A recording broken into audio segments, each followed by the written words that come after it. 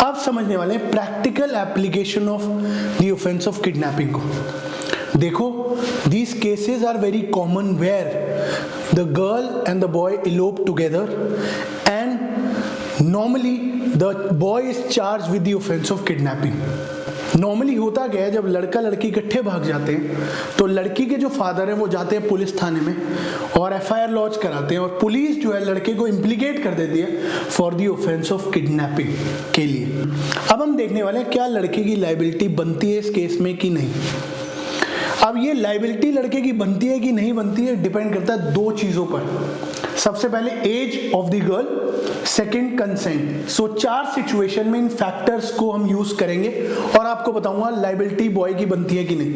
Situation number 1, जहां पे जो लड़की है वो मेजर है, ठीक है, और उसकी कंसेंट भी है एलोपमेंट के लिए, तो क्या लायबिलिटी बनती है?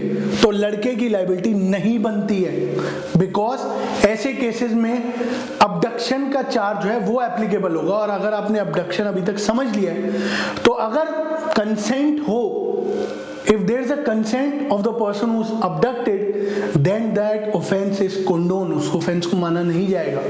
Right to marry anybody of their choice has been acknowledged by the Supreme Court in many judgments as a fundamental right under Article 21 of the Constitution.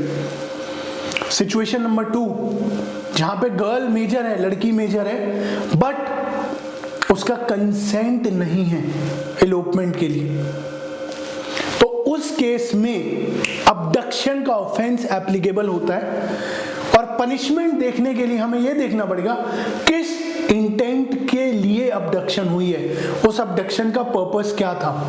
मान लो कि अबडक्शन हुई है in order to compel the girl to marry the boy, फिर वो punishable है for 10 years of imprisonment. Situation number 3, जहां पे लड़की जो है वो माइनर है और उसने कंसेंट नहीं दिया इस एलोपमेंट को, मतलब आपने फोर्सफुली लड़की को ले गए हो, माइनर लड़की को, तो उस केस में the boy is liable for the offence of kidnapping under 363 और इस किडनैपिंग को कहा जाएगा किडनैपिंग फ्रॉम लॉफुल गार्डियनशिप और इसकी पनिशमेंट है 7 years of imprisonment. Situation number 4, the girl here is minor and she has given consent to such elopement. अब देखो, लड़की यहाँ पे माइनर है तो किडनैपिंग फ्रॉम लॉफुल गार्डियनशिप का चार्ज अट्रैक्ट होता है।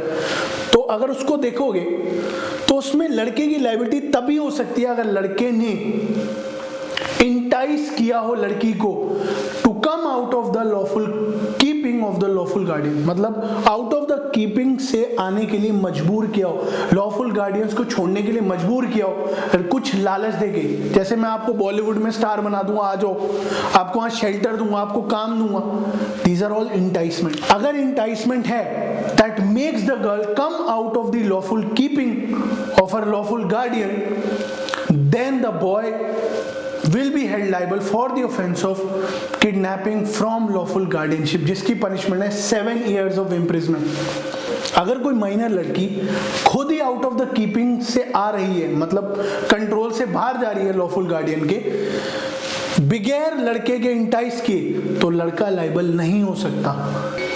इससे अच्छी वीडियो किडनैपिंग और अबडक्शन के कॉन्सेप्ट पे मेरा ये मानना है कि YouTube पे नहीं है। अगर आपको ऐसा लगता है तो मुझे कमेंट करके जरूर बताना। Thank you and see you again.